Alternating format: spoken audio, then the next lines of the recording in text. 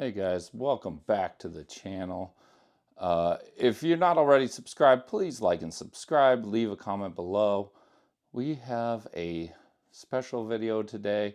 It kind of goes in part with the video I made last week on the history of wild man, and is Sasquatch a wild man, or is a wild man and a Sasquatch a different thing, or are wild men getting mistaken as Sasquatch? If you haven't seen that video, go ahead and make sure you check that video out. You might want to watch that video before you watch this one, or watch this one and then go and see that video. So the reason why usually I don't do follow-up videos, but if you've read my second book, I have a story in there about coincidences. And when a lot of coincidences start popping up, it triggers something in my brain where eventually I try to connect all the dots. And I call it pulling a thread in my book, in book 2.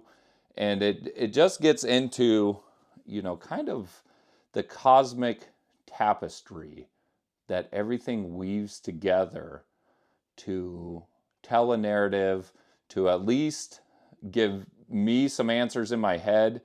I'll spell out what I'm talking about during this video.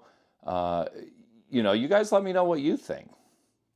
So I made that video on wild men, and basically humans, something gets triggered in their genes when they are in the wilderness, and they transform, metamorphosis, if you will, into creatures that resemble Sasquatch. They start growing hair all over their bodies.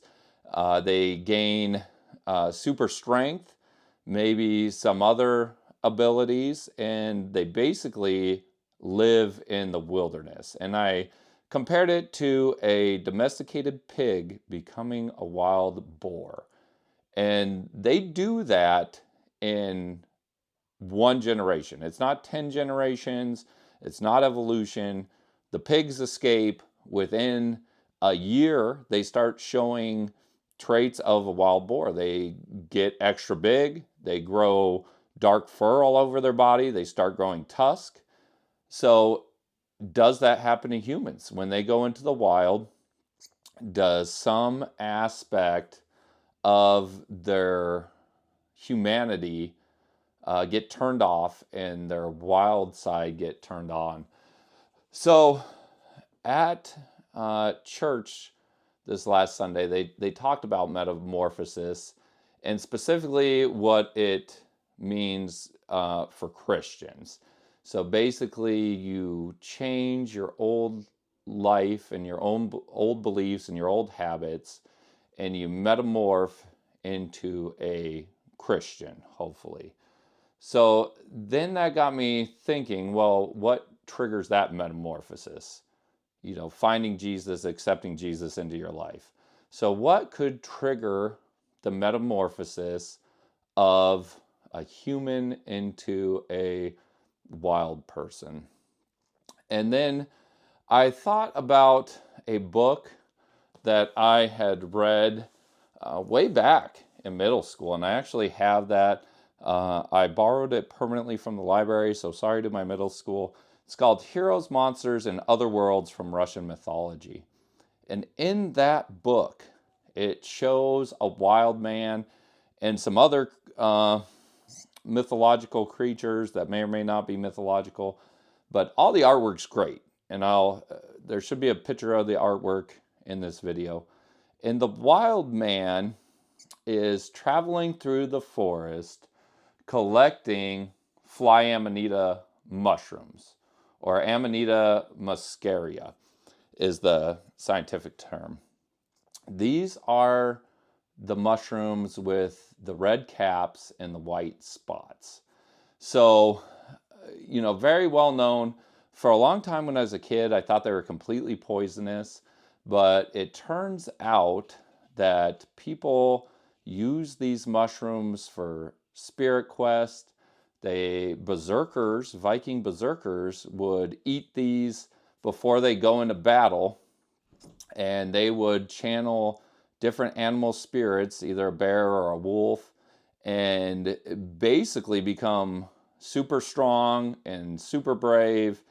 And eventually, these berserkers were no longer able to live in a village or even fight in units because they were just basically wild men. They turned into these wild, strong men that basically live for battle. So then I was thinking, maybe these amanitas are what trigger this metamorphosis from a normal human into a wild man. This voiceover video from the beginning, this is actually a place called PJ Lake. I went there just last week. And again, this is another strange coincidence. This location is the first location where I had seen those fly amanitas growing in the wilderness. And I'm not sure what time of the year they grow, but there was a lot of them up there. And it's also a location where supposedly people would go for spirit quest, and there's a lot of berries up there too. There's a lot of Sasquatch sightings up around that lake too from people that camp. There's a rock spire to the right, and supposedly Sasquatch lives up there, or a Sasquatch, and will come down to the lake, and people have reported that since pioneer times. And when I was up there too, we actually found a abandoned duffel bag full of supplies, which nobody was around. There was no campsites or anything, and we found this duffel bag full of food and supplies. It was really quite a strange experience. So then I started thinking more. So if people are taking mushrooms on spirit quest, they're taking mushrooms to go into a battle rage state. Could these people be getting possessed by a Sasquatch-esque being?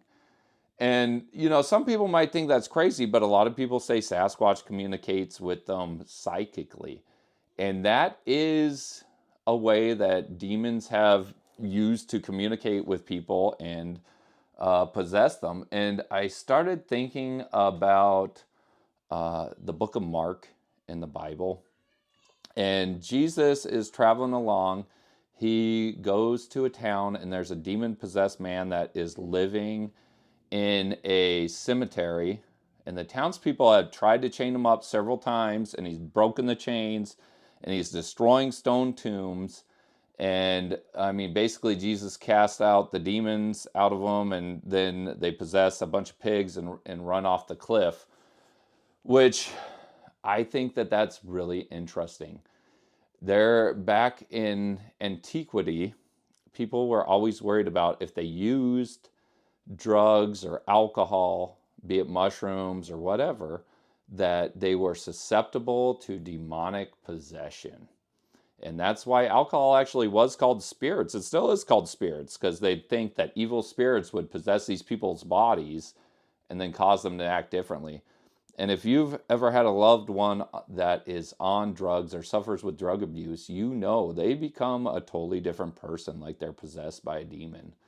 So what if all these wild men go up into the woods for whatever reason, eat these mushrooms, they start hearing spirits or demons talk to them, and the weak-spirited, or maybe tired, who knows, if they get possessed by these beings, and then it changes their physical appearance, just like in the Bible talks about, and they start taking on this wild man appearance, they get super strength, and they never want to come back down from the mountains. They lose their humanity. They just want to live up there as recluses. Well, this video is running long. Let me know what you guys think. Did you like this follow-up to the video? Would you like to see more of these? Make sure you like and subscribe. And like I said, just a lot of strange coincidences this week about that. And we'll see you guys next week.